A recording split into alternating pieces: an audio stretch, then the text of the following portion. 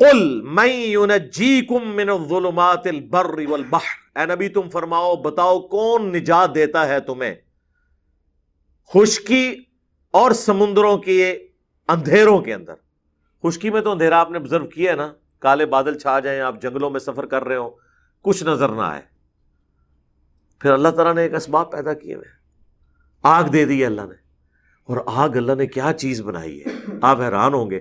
ایک آگ کی چھڑی آپ کے ہاتھ میں ہونا تو ریچھ اور شیر جو 10-12 بندوں کو تو ویسے ہی لے دے جائے، وہ آپ کے نزدیک نہیں آئے گا۔ اس لیے پرانے زمانے میں لوگ جب جنگلوں کا سفر کرتے تھے تو رات کو سونے سے پہلے آگ جلا لیتے تھے۔ آگ پہ اللہ نے ایسا روب رکھا ہے کہ جانور نیڑے نہیں لگتا، لیکن مسلمان کہتا ہے خیر آگ کا ایک پھیرا ہی لگے گا پھر جنت ہی ٹوری جاؤں گے۔ جانور رو اتنی سمجھ ہے کہ آگ دے نیڑے نہیں لگنا۔ انسان تو پھر بھی تھوڑا بہت تجربہ کرتا ہے نا، تھوڑا قریب آیا، تھوڑی سی ہیٹ لگی، وہ تھوڑا اور آگے ہو جاتا ہے کہ میں برداشت کر لوں گا، لیکن جانور کو تھوڑی سی بھی ہیٹ فیل ہونا وہ سمجھتا ہے میری موت ہے۔ یہ اللہ نے اس کے دماغ میں ڈال دی، ظاہر ہے اللہ نے بندے بھی تھے بات کرنے سے زمین تے، ہر شے ہوتے اللہ نے ایک شے چھڈی ہے نا جناب، دیکھ لو نا۔ اللہ اکبر، اللہ ہی اللہ ہے۔ تو اللہ تعالیٰ فرماتا ہے کہ کون ہے جو نجات دیتا ہے تمہیں اندھیروں میں، چاہے وہ خشکیوں کے ہوں یا سمندروں کے۔ اور سمندروں میں بھی اندھیرے آتے ہیں، سمندروں میں رات کے وقت سمندری طوفان آ جائے اور بادل چھائے ہوئے ہوں تو کچھ نظر نہیں آتا، وہ نجات دیتا ہے۔ اگر وہ ہمیشہ ہی اس طرح اندھیرا رہے تو پھر انسان ہمیشہ ہی بھٹکتا رہے، بالآخر سورج نکلتا ہے یا رات کے وقت ستارے نظر آتے ہیں، پھر ڈائریکشن مل جاتی ہے۔ تدعونہ تضرعا وخفیا، اسی کو پکارتے ہو گڑ گڑاتے ہوئے تم، آہستہ آواز میں بھی۔ لئن انجانا من ہذہ، کہ اے اللہ اگر تو نے ہمیں نجات دے دی نا اس سے، یعنی اس جنگل سے خطرناک نکلنے میں ہم کامیاب ہو گئے، یا سمندر میں سفر کر رہے تھے بھنور میں کشتی پھنس گئی، یا رات کے وقت طوفان آ گیا، یا بادل اتنے سخت ہیں اور اتنا زیادہ طوفان ہے کہ دن کے وقت سورج کی روشنی بھی نہیں آ رہی، پتہ ہی نہیں چل رہا کہاں جانا ہے کہاں نہیں جانا، اے اللہ ایک دفعہ تو نے ہمیں نجات دے دی، لَنَكُونَنَّ مِنَ الشَّاكِرِينَ، تو ہم ضرور بالضرور تیرے شکر گزار بندے ہو جائیں گے۔ ایک بار جان چھوٹ جائے ہماری، خشکی میں جا کے تیرے نام کی دیکھ دیں گے، ہاں، لیکن خشکی میں آ کے کسی اور کے نام کی دیکھیں دیتے ہیں پھر۔ اللہ اکبر۔ قُلِ اللَّهُ يُنْجِيكُمْ، اے نبی تم فرماؤ کہ پھر وہی اللہ ہی ہے نا جو تمہیں نجات دے دیتا ہے، ہر دفعہ تم پہ رحم کھاتا ہے، حالانکہ تم خشکیوں میں آ کے اس کے ساتھ شرک کر رہے ہوتے، اس کے باوجود جب سمندروں میں شرک والے عقیدے کے باوجود بھی اس وقت بھی تھوڑی دیر کے لیے جب مواحد ہوتے ہو نا تو تمہیں نجات دے دیتا ہے، ترس فرمانے والا ہے، رحم فرمانے والا ہے۔ منہا، اس میں سے، ومن کل کرب، اور ہر طرح کی مصیبت سے وہ تمہیں جب نجات دیتا ہے، ثم انتم تشرکون، لیکن پھر تم کیسے ہو کہ پھر شرک کرنا شروع کر دیتے ہو۔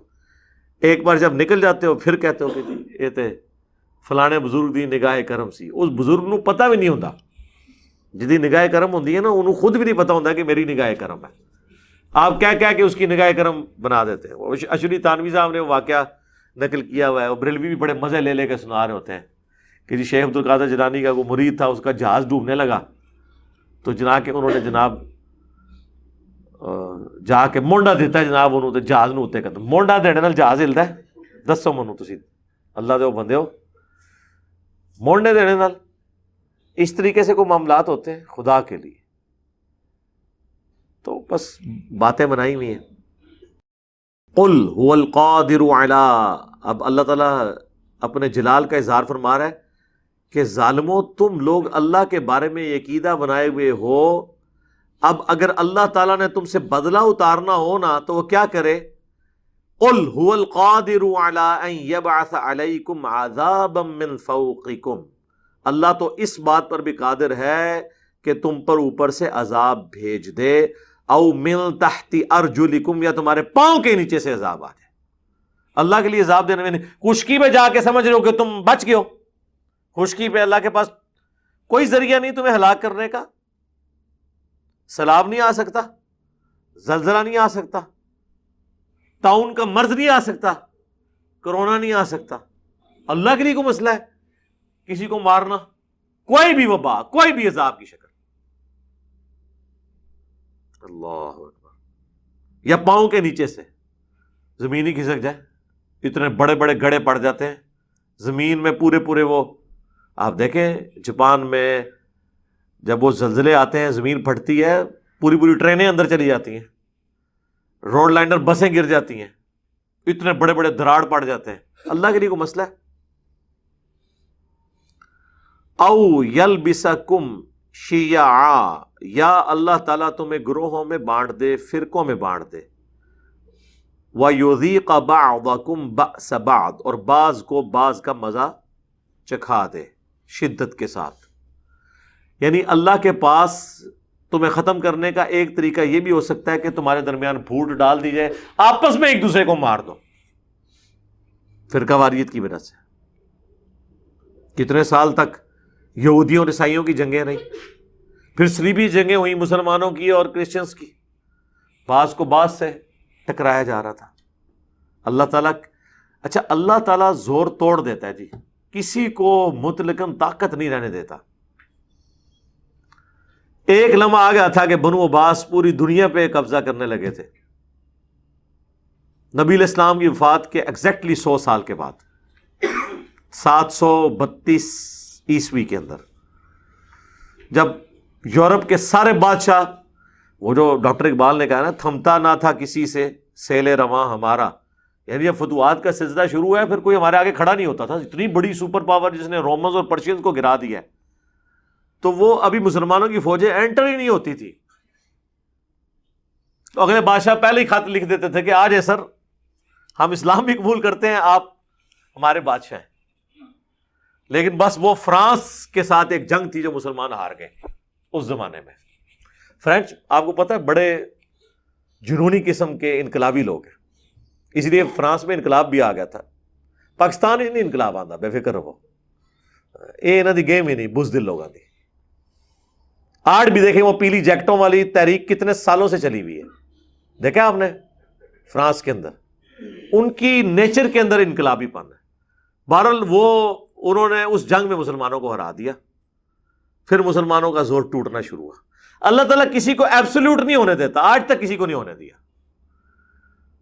گوروں کی سلطنت میں بھی جو سورج ہے وہ غروب نہیں ہوتا تھا، لیکن سارا کچھ ان کے قبضے میں بھی نہیں دیا. تاتاری بھی ملیا میٹ کرتے جا رہے تھے ہر چیز کو، لیکن وہ بھی جا کے ایک جنگ مسلمانوں سے ہار گئے، وہاں سے ان کا ڈاؤن فال شروع ہو گیا. ورنہ انہوں نے سلطنت عباسیہ بھی الٹ کے رکھ دی تھی. وہ سلطان رکن الدین بیبرس سے انہوں نے ایک جنگ کیا ہاری ہے، پھر سارا ان کا ریورس شروع ہو گیا. کہیں نہ کہیں جا کے اللہ تعالیٰ پکڑ لیتا ہے. سلطنت عثمانیہ بھی 600 سال تک حکومت کی ہے، لیکن دیکھ لیں پہلی جنگ عظیم میں آ کے مارے گئے، پکڑے گئے. تو ایبسولوٹ اللہ تعالیٰ کسی کو بھی نہیں رہنے دیتا، چاہے مسلمان ہو یا کافر ہو، پکڑ لیتا ہے. اور انسان سوچ بھی نہیں سکتا کہ یار اتنی پاورفل حکومت کیسے ختم ہو جائے گی. بس ایک کوئی واقعہ ہوتا ہے تو ایسے دیوار دھڑ دھڑ کر کے گرنا شروع ہوتی ہے، پتہ ہی نہیں چلتا. یہ اللہ کی حکومت ہے جی، جسے چاہے وہ دے دے، جس سے چاہے چھین لے. انظر کیف نصرف الآیات لعلہم یفقہون، دیکھو تو ہم کس طرح اپنی آیات بیان کرتے ہیں تاکہ لوگ توحید کی اس دعوت کو سمجھ سکیں، اللہ کی اس دعوت کو سمجھ سکیں. وَكَذَّبَ بِهِ قَوْمُكَ، اور اے نبی تمہاری قوم نے اس قرآن کو جھٹلا دی. یہ بِهِ کی ضمیر وہی ہے جو بِهِ چلا ہوا ہے سورۃ الانعام کی آیت نمبر 19 سے. وَأُوحِيَ إِلَيَّ هَذَا الْقُرْآنُ لِأُنذِرَكُم بِهِ وَمَن بَلَغَ، اے نبی قرآن اس لیے وحی کیا گیا میری طرف تاکہ اس کے ذریعے میں تمہیں بھی تبلیغ کروں اور جس تک بھی یہ بات پہنچ جائے. یہ بِهِ کی ضمیر وہی چل رہی ہے. اور جھٹلایا ہے نبی تمہاری قوم نے اس قرآن کو، وَهُوَ الْحَقُّ، جبکہ یہ تو حق ہے، پرپسفل بک ہے. قُلْ لَسْتُ عَلَيْكُمْ بِوَكِيلٍ، اے نبی تم فرما دو میں تمہارا کوئی ذمہ دار نہیں ہوں، میرا کام تھا بات پہنچانا، تم نے مان لیا ٹھیک، نہیں مانو گے اللہ کے عذاب سے میں تمہیں نہیں بچا سکتا.